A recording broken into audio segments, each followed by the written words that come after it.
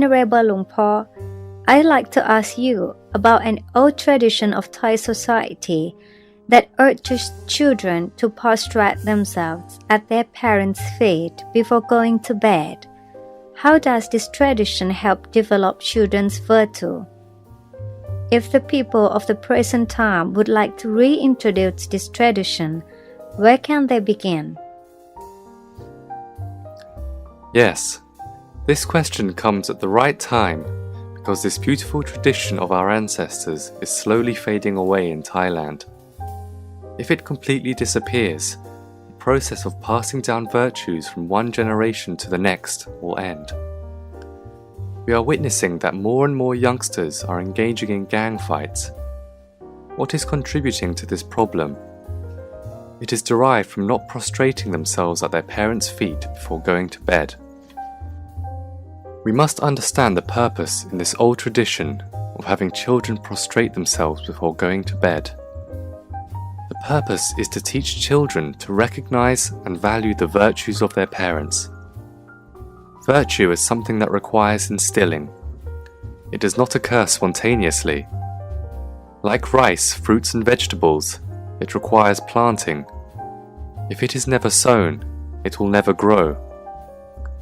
Weeds and grasses don't need sowing because they can grow by themselves, and they are also very difficult to eliminate. Our ancestors keenly understood these things, so they had an insightful idea to have their children prostrate themselves at their parents' feet. What good is derived from this? Wouldn't that be forcing children to do too much? No, when children prostrate themselves at their parents' feet, it allows them to be closer. They can talk to each other and understand one another better. What would happen if they did this every day and every night? Our children will feel closer to their parents and realize their parents' good intentions. This is a very important point. Is there any other advantage? Since the nature of child's mind is clean like a white cloth, if he ever commits a wrong, his guilty behavior will be obvious to his parents immediately, and they can correct him. However, if the child is allowed to repeat the same wrong over and over without ever being corrected, he will assume this is acceptable. Then, parents will not be able to recognize future mistakes their children make. For example, if they became addicted to drugs or behaved mischievously, their parents would not know because the child would not demonstrate any suspicious behavior.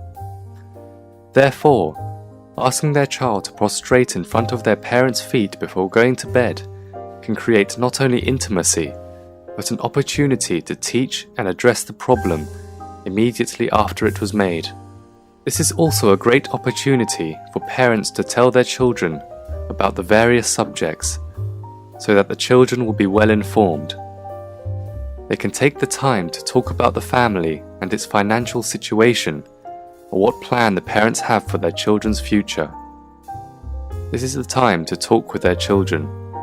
This is a time when parents can demonstrate kindness, reinforce good behavior, and more importantly, teach their children about good and bad, merit and demerit, and right and wrong. How? They can teach their children easily by telling them about the good deeds that they perform each day. Through these reinforcements, when the children are grown, they will understand deeply the difference between good and bad and right and wrong. Today, parents usually hope that their children will become decent adults just from what their school teachers teach them. Parents may also assume that they've already given their children love by buying them things they desired, in hopes that they will be good.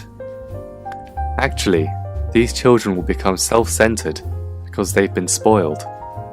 But if children prostrate themselves at their parents' feet every night, and the parents share with them important ideas such as the factors their parents considered in their family decisions, or what they do to advance their professional lives, this is a way to transfer career and work knowledge.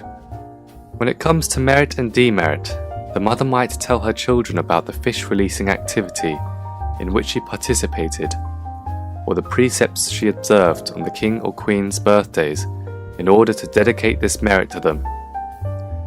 These are good things that parents should tell their children. Follow my advice. This knowledge can be a treasure which will never run out. It is better than the millions of dollars parents have saved for their children. If they cannot distinguish the good from bad, they may succumb to the paths of ruin. However, parents need to consider also these facts. 1. They must be the role models of virtue for their children. If the father who drinks alcohol and the mother who gambles call their children to prostrate themselves at their feet, and the children refuse, don't be mad at them. 2. In order for the children to agree to prostrate themselves at the parents' feet, this practice must start when they are very young. They may not want that closeness once they are grown because they've become too attached to their friends. We can't blame them anymore. 3. It must be performed regularly every night. The parents should not call their children only when the parents are in a good mood, and brush the children away when they are in a bad mood. If the parents can achieve these points, what would happen? Moral conscience will arise in the children. Why? Because the children will know what is good and bad. Whenever they perform bad deeds, they will be both frightened and ashamed. More importantly, they will think that they've disappointed their parents by their bad deeds. Whenever they commit bad deeds, they will see the faces of their parents and hear them say, "My dear child, do you not love your mum and dad anymore?" Planting these good virtues in them can help steer them away from evil. Do you see? Just by teaching their children to prostrate themselves at their parents' feet every night can have positive effects on these children's future. This is the reason why our ancestors considered it a very important practice. However, since this tradition has been lost in today's society, how can we restore it? The parents need to develop new habits themselves. How? The parents should stop watching TV or soap operas to the point where they fall asleep in front of the television. Quit this habit. Go to bed early so that you can wake up early and be good examples for the children. This is very important. This will allow you to have time to chant with the children. After chanting, you can share with them accounts of the good deeds you both have done. Also, if the children need to be admonished, light admonishment can be performed. However, punishment should not be assigned at this time. If the children made a severe mistake, we can discuss the course of action the next day. This reduces the child's anxiety. In the future, no matter what mistakes they've made, they will come forward to confess. Therefore, if parents, teachers, and administrators restore the tradition of having children chant and receive their blessings before going to bed, I guarantee that gang fights will no longer occur, daughters will not need to get abortions, and we will only have wonderful children. When we, the parents, get older, we will die peacefully, knowing our noble children have preserved the country, its religion, and the monarchy.